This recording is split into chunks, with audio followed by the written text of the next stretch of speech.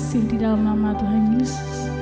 Mari, sebelum kita mengawali aktivitas kita pada pagi hari ini, terlebih kita datang untuk memuji dan memuliakan nama Tuhan.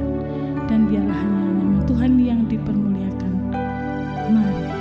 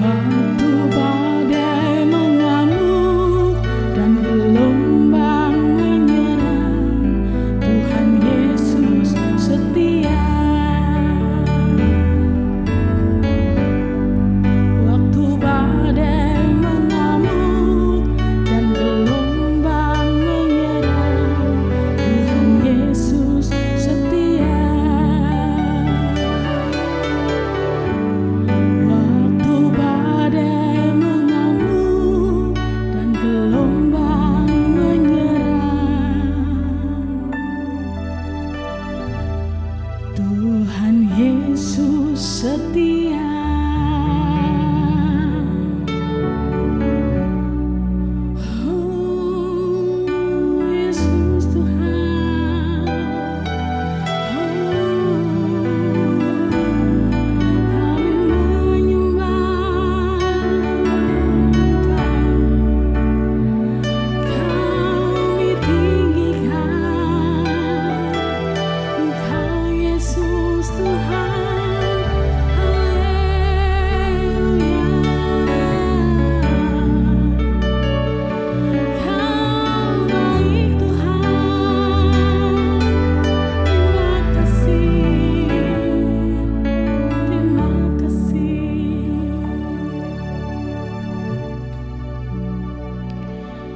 Kami bersyukur Bapa buat segala kebaikan-Mu, kemurahan-Mu. Kau selalu ada di setiap langkah hidup kami. Kau tidak pernah meninggalkan setiap langkah kami. Terima kasih Tuhan, terima kasih. Sebentar kami akan mendengar kebenaran akan sabda-Mu. Biarlah Kau urapi hamba-Mu yang akan menyampaikan, dan biarlah hanya nama-Mu saja yang dimuliakan. Terima kasih Bapa di surga, kami sudah berdoa dan mengucap syukur. Haleluya. Amin. Shalom Bapak Ibu yang dikasihi Tuhan. Pagi hari ini kita mau belajar bagaimana kriteria menjadi mempelai Kristus. Di Alkitab diilustrasikan beberapa hal mengenai hubungan manusia dengan Tuhan. Yang pertama, mungkin digambarkan sebagai domba dan gembala. Ada juga yang digambarkan oleh Tuhan sebagai seorang anak dengan Bapa di surga. Kemudian juga ada yang digambarkan sebagai tuan dan hamba. Tetapi dari semua hubungan yang ada, hubungan yang tertinggi adalah menjadi mempelai Kristus, dan Yesus adalah mempelai prianya. Bapak Ibu yang dikasihi Tuhan, semua proses yang dialami kita sebagai orang Kristen sesungguhnya adalah mempersiapkan kita menjadi mempelai Kristus. Kalau hari ini Tuhan datang di dalam kehidupan kita dan menawarkan, siapkah engkau menjadi mempelaiku, menjadi mempelai Kristus? Apa yang menjadi jawaban saudara?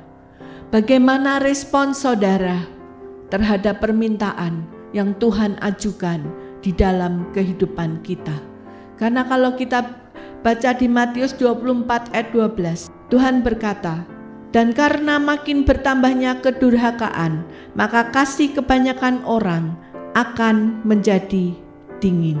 Bapak Ibu yang dikasihi Tuhan, pada awal mula kita mengenal Kristus, kasih kita kepada Tuhan sangat membara. Kasih kita luar biasa sampai disebut kasih mula-mula. Tetapi seiring berjalannya waktu, ketika begitu banyak tekanan, tantangan yang dihadapi, bahkan rutinitas, terkadang membuat kasih kita menjadi dingin, seperti yang dikatakan di Matius 24 ayat 12 tadi. Sebagai mempelai Kristus, Tuhan merindukan kasih yang sejati, kasih yang terus-menerus di dalam hubungan kita dengan Tuhan. Siapkah kita menjaga hati kita sehingga hati kita senantiasa memiliki kasih kepada Kristus? Kita tahu hubungan seorang pria dan wanita ketika pertama kali mereka jatuh cinta, kasih mereka demikian membara. Tetapi seiring berjalannya waktu, mereka berdua pasti tetap merindukan kasih itu ada di antara mereka sampai mereka masuk di dalam jenjang pernikahan. Demikian juga hubungan kita dengan Tuhan. Tuhan merindukan kasih di dalam hati mempelai wanitanya tetap terus ada di dalam Tuhan. Kita tidak bisa memiliki kasih yang dingin. Padahal iblis tahu bagaimana cara membuat hati mempelai wanita menjadi dingin. Melalui hal-hal dunia yang ditawarkan, kesibukan-kesibukan yang ada, seringkali kita menjadi gagal fokus. Kita tidak lagi fokus kepada Tuhan, tetapi kita fokus kepada hal-hal dunia yang membuat hubungan kita dengan Tuhan semakin lama semakin berjarak, semakin lama semakin dingin. Bapak Ibu yang dikasihi Tuhan, oleh karena itu kita sebagai orang Kristen yang rindu menjadi mempelai Kristus, kita harus memperhatikan beberapa hal. Bagaimana kita bisa tetap memiliki hubungan yang intim dengan Tuhan? Yang pertama, punya waktu untuk Tuhan. Bapak Ibu yang dikasihi Tuhan, kalau kita memiliki hubungan yang dekat dengan Tuhan, kita sering berbicara dengan Tuhan, maka kita bisa mengerti kehendak Tuhan dan kasih kita kepada Tuhan terus menerus terbangun. Karena melalui hubungan kita dengan Tuhan, kita bisa merasakan bagaimana kasih Tuhan di dalam kehidupan kita, bagaimana pertolongan dan kekuatan yang Tuhan berikan di dalam kehidupan kita, sehingga hati kita tidak tidak pernah kosong, tetapi hati kita senantiasa terisi oleh kasih Allah. Yang kedua, Bapak Ibu, selain kita memiliki waktu untuk Tuhan, yang kedua, jangan hanya berdiri di pelataran. Kita harus masuk ruang kudus. Di dalam Wahyu 11 ayat 1-2 dikatakan, kemudian diberikanlah kepadaku sebatang bulu seperti tongkat pengukur rupanya, dengan kata-kata yang berikut, bangunlah dan ukurlah bait suci Allah dan mezbah dan mereka yang beribadah di dalamnya. Ini adalah kisah daripada Yohanes ketika dia ada di Pulau Patmos. Dia bertemu dengan Tuhan untuk menulis kitab Wahyu. Dan saat itu Rasul Yohanes di dalam penglihatan, dia merasa diberi sebatang bulu dan diminta sebatang bulu sebagai tongkat pengukur, diminta untuk mengukur bait suci. Dan kemudian dikatakan di ayat 2 dikatakan, tetapi kecualikan pelataran bait suci yang di sebelah luar, janganlah engkau mengukurnya, karena ia telah diberikan kepada bangsa-bangsa lain dan mereka akan menginjak-injak kota suci 42 bulan lamanya. Bapak Ibu yang dikasihi Tuhan, kita sebagai orang Kristen jangan hanya menjadi orang Kristen yang berdiri di pelataran, tetapi kita harus masuk ke dalam ruang kudus. Karena nanti pada akhir zaman Tuhan katakan, kecualikan orang-orang yang ada di pelataran.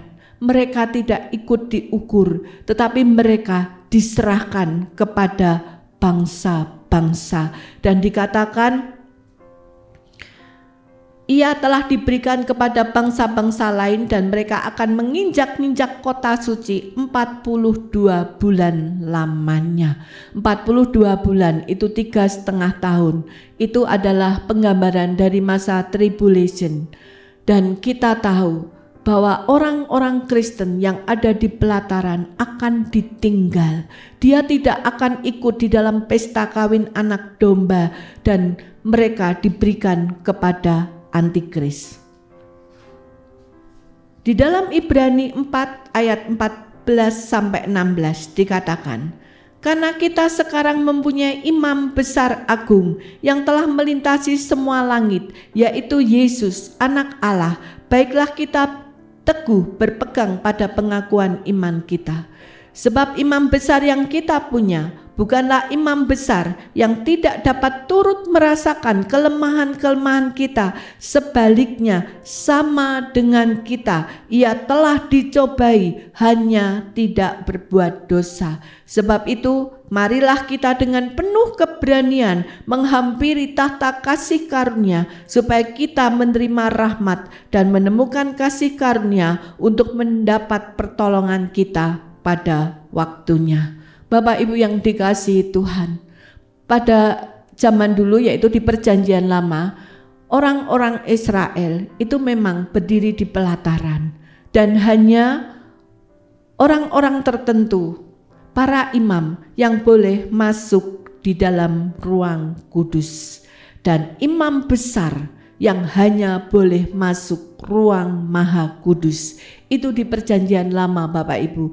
Tetapi di dalam perjanjian baru melalui Kristus, ketika Tuhan menebus dosa manusia dan ketika Yesus mati di atas kayu salib, saat itulah tirai bait suci terbelah menjadi dua dan hubungan antara ruang kudus dan maha kudus itu sudah tidak ada, sudah terbelah. Artinya kita sebagai anak-anak Tuhan melalui Yesus Kristus diperkenankan oleh Tuhan untuk masuk ruang kudus, bahkan ruang maha kudus.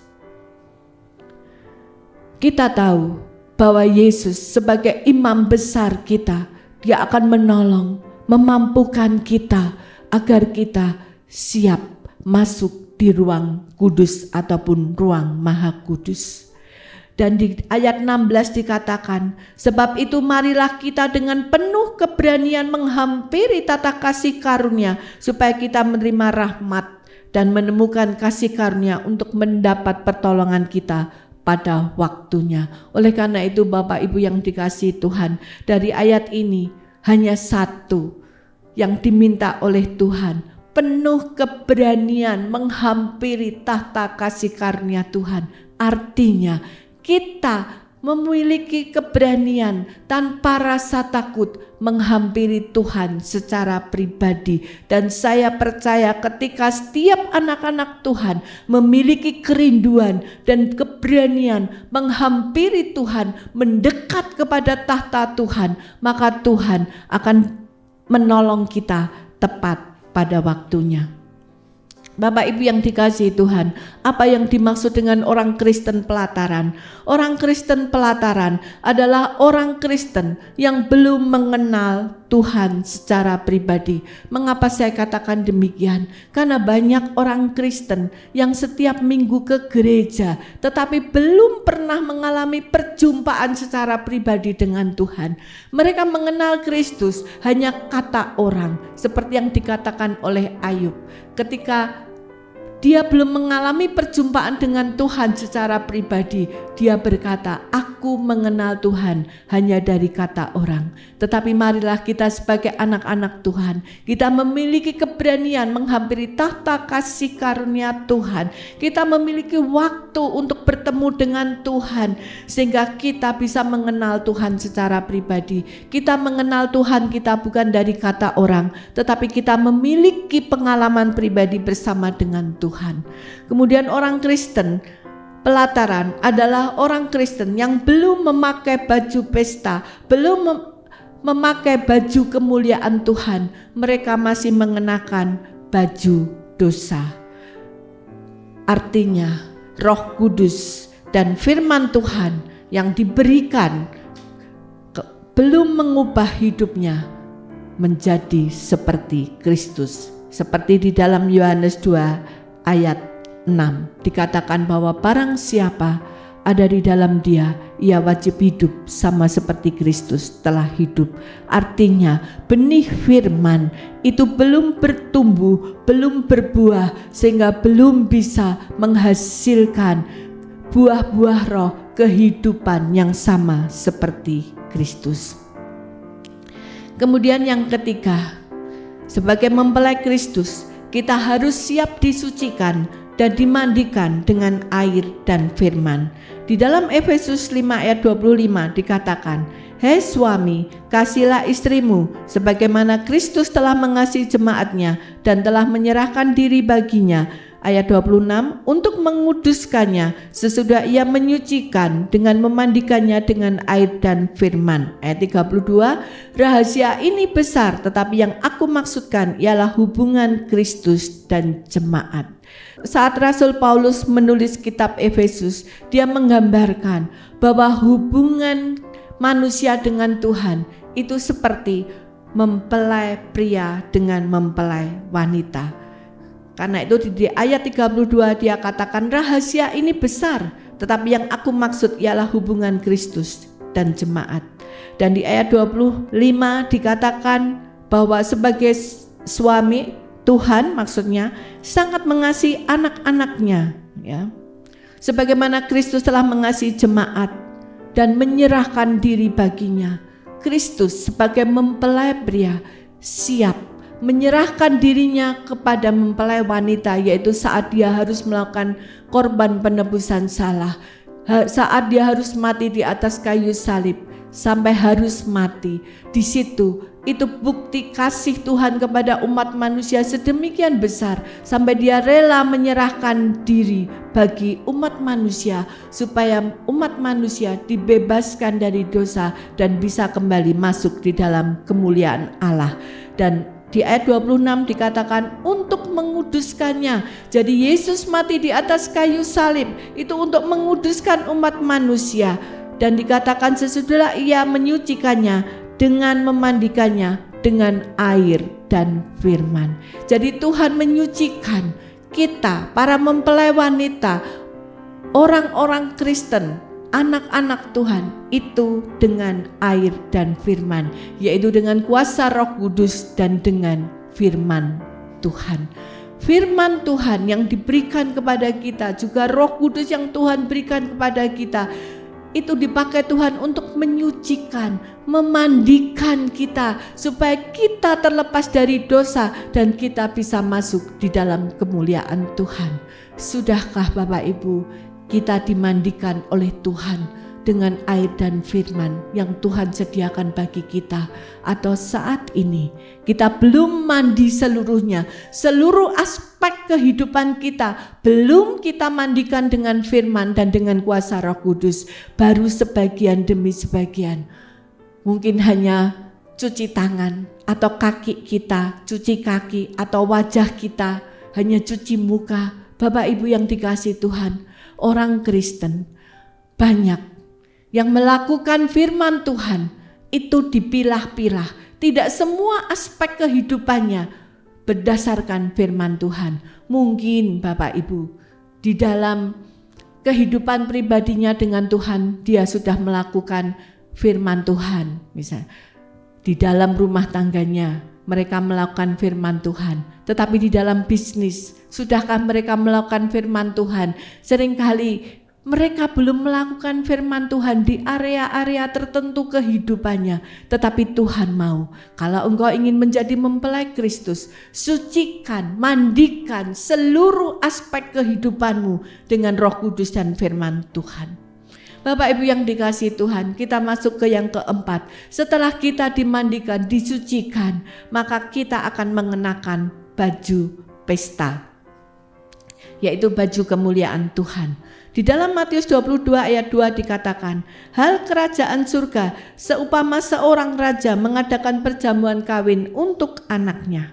Ketika raja itu masuk untuk bertemu dengan tamu-tamu itu, ia melihat seorang yang tidak berpakaian pesta. Ia berkata kepadanya, "Hai saudara, bagaimana engkau masuk kemari dengan tidak mengenakan pakaian pesta?" Tetapi orang itu diam saja.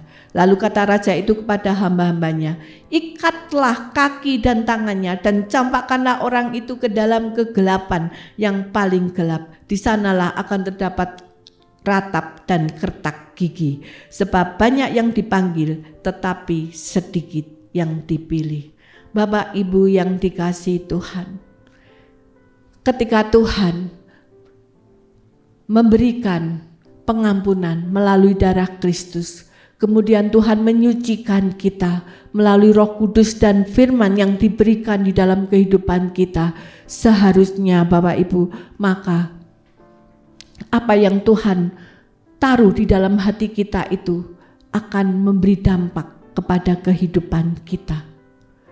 Pada awal mula Tuhan memanggil kita, Tuhan mengampuni kita melalui darah Kristus. Itu Tuhan memberikan keselamatan kepada kita yang boleh diistilahkan sebagai pakaian dalam. Tetapi melalui benih firman Tuhan, melalui kuasa Roh Kudus, itu akan membuat kemuliaan Tuhan turun di dalam kehidupan kita dan seringkali diilustrasikan sebagai pakaian luar. Bahwa kita sebagai manusia diberikan kuasa oleh Tuhan, otoritas, kesucian, kekudusan, hikmat, mujizat dan sebagainya. Itu seperti pakaian luar yang kita kenakan yang bisa dilihat oleh orang lain. Kedahsyatan, keluarbiasaan Tuhan dalam hidup kita, itulah pakaian luar yang bisa dilihat orang yang sedang kita kenakan. Siapkah kita memakai baju kemuliaan Tuhan? Adakah hari-hari ini kita sudah memakai baju kemuliaan Tuhan? Ataukah hari-hari ini kita hanya memakai pakaian keselamatan? Sehingga karena kemuliaan Tuhan itu belum keluar daripada kehidupan kita. Karena apa Bapak Ibu? Karena belum seluruh aspek kehidupan kita diwarnai dengan firman Tuhan. Akibatnya Bapak Ibu, masih banyak celah-celah dosa di dalamnya. Dan kemuliaan Tuhan tidak nampak di dalam kehidupan kita. Kemudian yang kelima, namanya tertulis di kitab kehidupan. Kita baca kitab Wahyu ya, dikatakan ayat 5, barang siapa menang, ia akan dikenakan pakaian putih yang demikian. Aku tidak akan menghapus namanya dari kitab kehidupan, melainkan aku akan mengaku namanya di hadapan Bapa-Ku, di hadapan para malaikatnya. Ayat 15, dan setiap orang yang tidak ditemukan namanya tertulis di dalam kitab kehidupan itu, ia dilemparkan ke dalam lautan api. Bapak Ibu yang dikasihi Tuhan, ketika kita percaya Tuhan, maka nama kita tertulis di kitab kehidupan. Terlebih para mempelai Kristus, pasti namanya tertulis di kitab kehidupan. Tetapi kita harus menjaga supaya nama kita tetap tertulis di kitab kehidupan. Jangan sampai nama kita dihapus dari kitab kehidupan, karena bagi orang-orang yang namanya tertulis di kitab kehidupan akan mendapat keselamatan daripada Tuhan. Dia akan mengakui kita di hadapan Bapa dan para malaikatnya, dan otomatis kita akan masuk di dalam kerajaan surga. Jadi Bapak Ibu yang dikasihi Tuhan, sebagai mempelai Kristus, yang pertama kita memiliki waktu untuk Tuhan. Kita tidak terlena dengan kesibukan hobi kita, pekerjaan kita, atau hal-hal lain yang membuat kita tidak memiliki waktu untuk Tuhan. Jadi setelah kita memiliki waktu untuk Tuhan, kita saling berkomunikasi dengan Tuhan. Yang kedua, kita tidak hanya berdiri di pelataran, tetapi mari kita masuk di dalam ruang kudus dan ruang maha kudus. Sekalipun untuk masuk ruang kudus dan ruang maha kudus, kita perlu didandani oleh Tuhan. Kita siap disucikan dan dimandikan dengan air dan firman. Itu yang ketiga. Pada saat kita dimandikan, kita disucikan, memang ada proses-proses yang kita hadapi. Tetapi saya percaya Tuhan beserta dengan kita. Tuhan akan memampukan kita sehingga kita hidup di dalam kesucian dan kekudusan yang datang dari Tuhan. Dan yang keempat, setelah kita dimandikan dan disucikan, kita dikenakan baju pesta. Kemuliaan Tuhan akan turun di dalam kehidupan kita para mempelai Kristus. Dan yang kelima, nama kita tertulis di kitab kehidupan. Mari Bapak Ibu, pagi hari ini kita bersama-sama berdoa.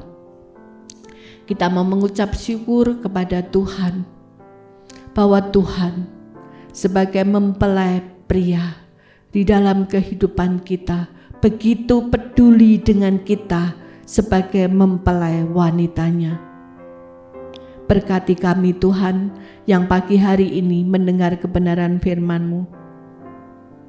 Ajar kepada kami senantiasa berfokus kepadamu, sehingga dalam keadaan apapun kami memiliki waktu untuk-Mu Tuhan.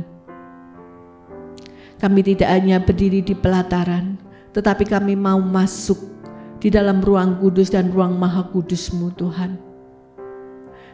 Kami tidak mau hanya menjadi orang Kristen KTP, orang Kristen yang tidak mengenal Engkau secara pribadi, tetapi kami rindu Tuhan, Engkau sucikan dan Engkau kuduskan melalui Roh Kudus dan firman kebenaran yang Engkau berikan dalam hidup kami. Biarlah proses demi proses Engkau membentuk kami, sehingga Engkau layakkan kami memakai baju pesta, memakai baju kemuliaan-Mu di dalam kehidupan kami. Dan Engkau mencatat nama kami di kitab kehidupan. Terima kasih Tuhan, biarlah 5 hal ini senantiasa tertanam di dalam hati kami sebagai mempelai-mempelai wanita-Mu, sehingga kami boleh menjadi gadis-gadis yang bijaksana, yang menanti kedatangan Kristus yang kedua kali, untuk kami boleh masuk di dalam pesta kawin anak domba. Terima kasih Tuhan, di dalam nama Tuhan Yesus kami mau terima berkat-Mu pagi hari ini. Haleluya, amin.